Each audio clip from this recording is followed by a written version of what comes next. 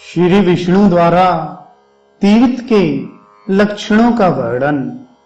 भगवान विष्णु बोले, राजन, अब मैं तुम्हें तीर्थ का लक्षण बताता हूं। उत्तम तीर्थों में ये गंगा जी बड़ी पावन जान पड़ती हैं।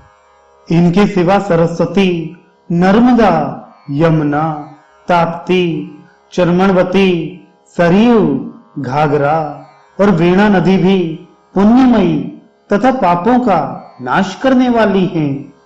कावेरी, कपिला, विशाला, गोदावरी और तुंगभद्रा ये भी जगत को पवित्र करने वाली मानी गई हैं।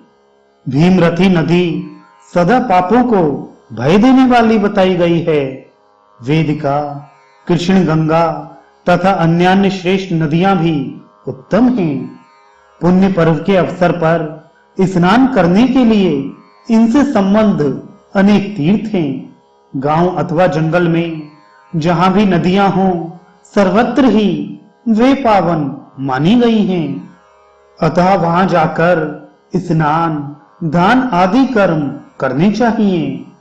यदि नदियों के तीर्थ का नाम ज्ञात ना हो तो उसका विष्णु तीर्थ नाम रख लेना चाहिए। सभी तीर्थों में मैं ही देवता हूं। तीर्थ भी मुझसे भिन्न नहीं हैं, यह निश्चित बात है।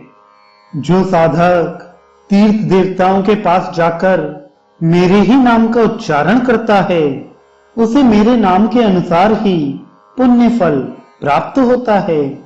नृपनंदन, अज्ञात तीर्थों और देवताओं की सन्निधि में स्नान आदि करते हुए मेरे ही नाम का उच्चारण करना चाहिए।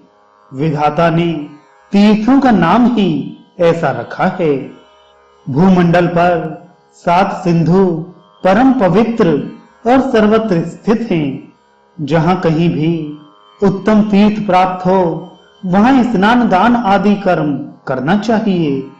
उत्तम तीर्थों के प्रभाव से अक्षय फल की प्राप्ति होती है। राजन, मानस आदि सरोवर भी पावन तीर्थ बताए गए हैं तथा जो छोटी छोटी नदियां हैं, उनमें भी तीर्थ प्रतिष्ठित हैं। कुएं को छोड़कर जितने भी खोदे हुए जलाशय हैं, उनमें तीर्थ की प्रतिष्ठा है। भूतल पर जो मेरु आदि पर्वत हैं, वे भी तीर्थ रूप हैं। यज्ञ भूमि, यज्ञ और अग्निहोत्र में भी तीर्थ की प्रतिष्ठा है। शुद्ध श्राद्ध भूमि, देव मंदिर, होमशाला, वैदिक स्वाध्याय मंदिर, घर का पवित्र स्थान और गौशाला, ये सभी उत्तम तीर्थ हैं।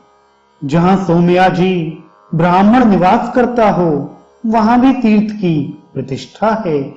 जहां पवित्र बगीचे हों, जहां पीपल, पाकर और बरगद का वृक्ष हो तथा जहां अन्य जंगली वृक्षों का समुदाय हो, उन सब स्थानों पर तीर्थ का निवास है। इस प्रकार इन तीर्थों का वर्णन किया गया। जहां पिता और माता रहते हैं, जहां पुराणों का पाठ होता है, जहां गुरु का निवास है तथा जहां सती स्त्री रहती है, वह स्थान निसंदेह तीर्थ है। जहां श्रेष्ठ पिता और सुयोग्य पुत्र निवास करते हैं, वहां भी तीर्थ है। ये सभी स्थान तीर्थ माने गए हैं।